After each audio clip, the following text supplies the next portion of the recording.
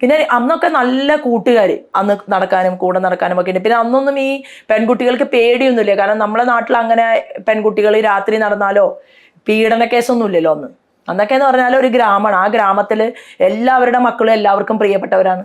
അപ്പൊ അടുത്ത വീട്ടിലെ ആളുടെ മോളുടെ കാര്യം ഇപ്പുറത്തെ വീട്ടിലെ ആൾ അന്വേഷിക്കും, ഈ വീട്ടിലെ ആളുടെ മകളുടെ കാര്യം ഇവിടുത്തെ ആൾ അന്വേഷിക്കും. അപ്പൊ ആ കുട്ടികൾ എന്ന് പറഞ്ഞാൽ ആ നാടിന്റെ കുട്ടികളാണ്. അപ്പൊ നമുക്ക് ആരെയും ഭയപ്പെടേണ്ട കാര്യമില്ല. അവിടെ പ്രവേശിക, വിശാരദ്, പ്രവീൺ, അങ്ങനെ പണ്ഡിറ്റ് കോഴ്സ്, അത് കഴിഞ്ഞാൽ പിന്നെ ഡോക്ടറേറ്റ് കിട്ടും. അങ്ങനെ അതിന്റെ ഒരു സ്റ്റാർട്ടിങ് ഞാൻ അവിടെ വടക്കാഞ്ചേരിയിൽ പഠിക്കാൻ വേണ്ടി പോയിട്ടുണ്ടായിരുന്നു. അപ്പൊ ആ സമയത്ത് നമ്മൾ വീട്ടിൽ വന്നാൽ എൻ്റെ അച്ഛൻ ഇങ്ങനെ ഒരു പറമ്പ് ഉണ്ട്, പറമ്പിൽ ഒരു 2 ഏക്കർ വരുന്ന ഒരു പറമ്പുണ്ടായിരുന്നു. അത് എൻ്റെ അച്ഛൻ പറയും എല്ലാം കൂടി പെറുക്കി വിറ്റിട്ട് ഉണ്ടാക്കിയിട്ടുള്ള പറമ്പാണെന്ന് പറയും. ആ പറമ്പ് ഇന്നും നമ്മൾ സൂക്ഷിച്ചിട്ടുണ്ട്. അതെല്ലാം എൻ്റെ കയ്യിലാണുള്ളത്. കാരണം അതെനിക്കൊരു അറ്റാച്ച്മെൻറ്റോ എൻ്റെ അച്ഛനോടുള്ള അറ്റാച്ച്മെൻറ്റോ കൊണ്ട് കല്യാണം കഴിച്ച സമയത്ത് ഞാൻ പറഞ്ഞു എനിക്കൊരു തരി പൊന്നു പോലും വേണ്ട, പകരം എന്ത് ചെയ്യുക, ഈ സ്വത്ത് തരുന്നതിന് പകരമായിട്ട് എനിക്ക് ആ പറമ്പ് ഇഷ്ടമുണ്ട് എന്ന് ഞാൻ പറഞ്ഞു. അന്നും കൃഷിയോടെ എനിക്ക് ഭയങ്കര താല്പര്യമുണ്ട്. അപ്പോൾ ഒറ്റയ്ക്കാണ് കശുവണ്ടി വറക്കാൻ പോകുന്നത്.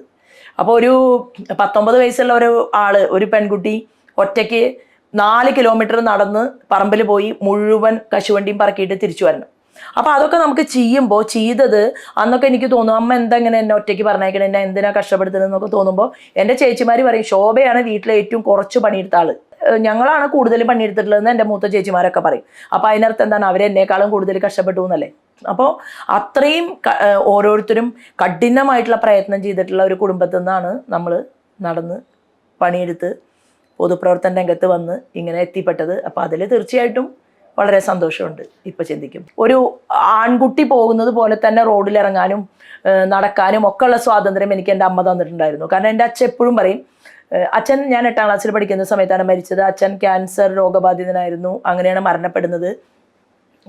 പക്ഷേ ലാസ്റ്റ് സമയത്ത് അച്ഛനെ കാണാൻ പറ്റിയില്ല. ശരിക്കും പറഞ്ഞാൽ എൻ്റെ അച്ഛൻ ഹോസ്പിറ്റലിൽ അമല ഹോസ്പിറ്റലിലാണ് കിടന്നത്.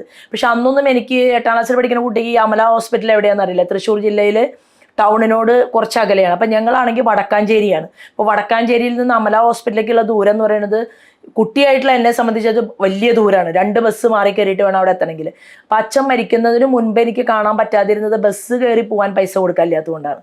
അപ്പം ഇപ്പോഴും അതിനെക്കുറിച്ചൊക്കെ ആലോചിക്കുമ്പോൾ നമുക്ക് ഭയങ്കരമായിട്ട് ഒരു ദുഃഖം ഉണ്ടാവും. കാരണം അങ്ങനെ നമ്മൾ സ്നേഹിച്ച ഒരാൾ നമ്മളെ വിട്ടുപിരിയുന്ന സമയത്ത് നമുക്കത് പെട്ടെന്നൊന്നും മറക്കാൻ പറ്റില്ല. ഞാൻ 8ൽ പഠിക്കുമ്പോൾ എനിക്ക് 13 വയസ്സാണ്. ഇന്ന് എനിക്ക് 50 വയസ്സാണ്.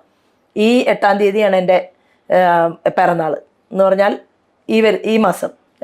അപ്പം 50 വയസ്സ് തികയുമ്പോൾ 13 വയസ്സുള്ള കുട്ടിക്ക് അച്ഛൻ നഷ്ടപ്പെട്ടിട്ടും 50 വയസ്സിലെത്തുമ്പോഴും അതെനിക്ക് മനസ്സിനകത്ത് അങ്ങനെ അത്രയും ദുഃഖമുണ്ടെങ്കിൽ ഞാനിപ്പോൾ ഈ തെരഞ്ഞെടുപ്പിൻ്റെ ഭാഗമായിട്ട് നടക്കുന്ന സമയത്ത് അച്ഛനില്ലാത്ത കുട്ടികളെ കാണുമ്പോൾ അവരോട് ഭയങ്കര ഒരു അടുപ്പാണ്, ഒരു സെൻറ്റിമെൻറ്റ്സ് ആണ്.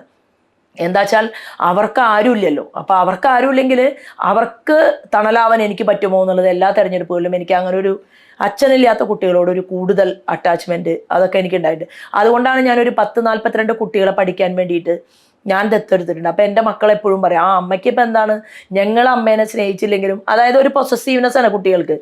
ഞങ്ങൾ അമ്മേനെ സ്നേഹിച്ചില്ലെങ്കിലും അമ്മയുടെ 42 കുട്ടികൾ അമ്മേനെ നോക്കില്ലേ. അപ്പോൾ എന്നോട് പറയാണ് ഇപ്പം അമ്മയ്ക്ക് പുതിയ ഒരു മോനെ കിട്ടിയിട്ടില്ലേ, പുതിയൊരു മോളെ കിട്ടിയിട്ടില്ലേ എന്നൊക്കെ പറയും. ചെറിയ ആൾക്ക് തന്നെ എന്നോട് ഏറ്റവും കൂടുതൽ സ്നേഹം പ്രകടിപ്പിക്കുക. അപ്പോൾ ചെറിയ ആളാണ് പരാതിക്കാരൻ.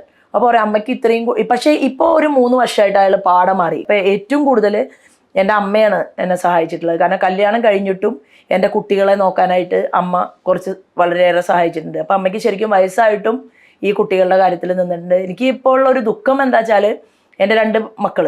അപ്പോൾ ഈ 2 മക്കളുടെ ചെറിയ സമയമുണ്ടല്ലോ, അതായത് അവർ ചെറിയ കുട്ടിയായിരിക്കുന്ന സമയത്ത് അവരുടെ കളിയും അവരുടെ ചിരിയും അല്ലെങ്കിൽ അവരുടെ ഒരു ഫ്രണ്ട്സായിട്ട് അവരൊരുമിച്ച് കൂടിയിരിക്കുന്നതൊന്നും കാണാനായിട്ട് കാര്യമായിട്ട് ഭാഗ്യം ഇല്ലാത്ത ഒരമ്മയായിട്ട് ഞാൻ ചില ഘട്ടത്തിലൊക്കെ മാറിയിട്ടുണ്ട്. അപ്പോൾ ഇപ്പോൾ ആലോചിക്കുമ്പോൾ അതൊക്കെ ഒരു ഭയങ്കര നഷ്ടമാണ്. ഇപ്പോൾ ഹരിലാൽ കൃഷ്ണയാണ് മൂത്താളുടെ പേര്. അയാൾ വലിയ കുട്ടിയായി, 26 വയസ്സായി, ശാസ്ത്രജ്ഞനായി. രണ്ടാമത്തെ ആൾ യദുലാൽ കൃഷ്ണ, അയാളും വലിയൊരു ജോലിയിൽ കോളേജിൽ, അയാൾക്ക് ഇഷ്ടം ബിസിനസ് ചെയ്യാനാണ്. അപ്പോൾ ആ ബിസിനസ് ആറ്റിറ്റ്യൂഡ്, അതായത് പൈസ ഉണ്ടാവണം എന്നുള്ളൊരു ഇഷ്ടം. പിന്നെ നാഷണൽ ഫുട്ബോൾ പ്ലെയർ ആയിരുന്നു അയാൾ. വേറൊരു പ്രത്യേക ആളാണ്. മൂത്താൾ അസലായിട്ട് പഠിപ്പ് മാത്രം ശ്രദ്ധിക്കുകയും അങ്ങനെ ഒരു നേർരേഖയിൽ പോണ ആളാണ്. രണ്ടാമത്തെ ആൾ അങ്ങനെയല്ല. രണ്ടാമത്തെ ആൾ ശരിക്കും പറഞ്ഞു കഴിഞ്ഞാൽ എനിക്ക് തോന്നിയിട്ടുള്ളത് എൻ്റെ കുറച്ച് സ്വഭാവങ്ങൾ കൂടുതൽ കിട്ടിയിട്ടുണ്ടോ എന്ന് എനിക്കൊരു സംശയമുണ്ട്. അപ്പം എപ്പോഴും എന്തിനും ആൾ അങ്ങനെ കുറച്ച് അഗ്രസീവായിട്ട് നിൽക്കുന്ന ഒരാളാണ്. പക്ഷെ ഞാൻ പറഞ്ഞു വരുന്നത് സത്യത്തിൽ ഞങ്ങൾ ഒരുമിച്ച് ഒരു ടൂറ് പോയിട്ടില്ല മക്കള്, ഞങ്ങൾ ഒരുമിച്ച് ഒരു അമ്പലത്തിൽ പോയിട്ടില്ല. ചെറിയ കുട്ടിയാകുമ്പോൾ ചോറ് കൊടുക്കാൻ പോകുന്നത് ഒഴിച്ചാൽ ബാക്കി ഒരു പൂരം കാണാൻ പോയിട്ടില്ല. ഇപ്പൊ ഇവിടെ വന്നിട്ടാണ് ആദ്യമായിട്ട് തൃശ്ശൂർ പൂരം വരെ ഞാൻ കണ്ടിട്ടില്ല എന്ന് പറഞ്ഞാൽ അത് ശരിക്കും നാണക്കേടല്ലേ? തൃശ്ശൂർക്കാർക്ക് മൊത്തം നാണക്കേടാണ്. പക്ഷെ എന്നിരുന്നാലും അത് പറ്റിയിട്ടില്ല. കാരണം എന്താണ്, എന്തെങ്കിലും ഒരു ഉത്സവം ഉണ്ടെങ്കിൽ ആ ഉത്സവം TV-യിൽ ഇരുന്ന് കാണുക, വീട്ടിലെ പണികൾ എടുക്കുക എന്നല്ലാതെ അങ്ങനെ നമുക്കൊന്ന് രാഷ്ട്രീയം തന്നെയാണ് എല്ലാം. അതാണ് ഞാൻ പറഞ്ഞത്, കുറച്ച് കൂടുതലായി പോയോ എന്ന് പോലും എനിക്ക് സംശയമുണ്ടെന്ന് ഞാൻ പറയാൻ കാരണം.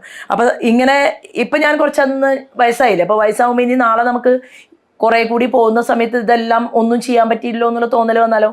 അപ്പം ഞാൻ പറഞ്ഞു, എൻ്റെ മകൻ പറഞ്ഞു, രണ്ടാമത്തെ ആള്, ഞാൻ നാട്ടിൽ വരുമ്പോൾ അമ്മ എൻ്റെ കൂടെ വന്നിട്ട് ഓരോ സിനിമകൾ കാണണം. അങ്ങനെ സിനിമ കാണാനുള്ള പ്രചോദനം, പിന്നെ നല്ല നല്ല സിനിമകളെ കുറിച്ച് ആള് ഭയങ്കര സ്റ്റഡീഡാണ്. അത് നമ്മളെ പറഞ്ഞു തരും. വരാൻ പോകുന്നൊരു നല്ല അവാർഡ് ആർക്കായിരിക്കും എന്ന് പറയും. അത്രയും എല്ലാ കാര്യങ്ങളിലും അയാൾക്ക് ഭയങ്കര ശുഷ്കാന്തിയുള്ള ഒരാളാണ്.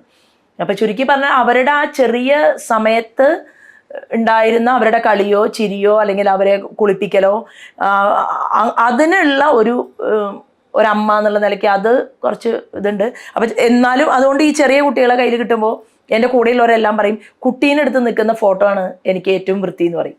അപ്പം അത് ആ കുട്ടിയെ കയ്യിൽ കിട്ടുമ്പോൾ നമുക്കുള്ള ഒരു സ്നേഹമുണ്ടല്ലോ.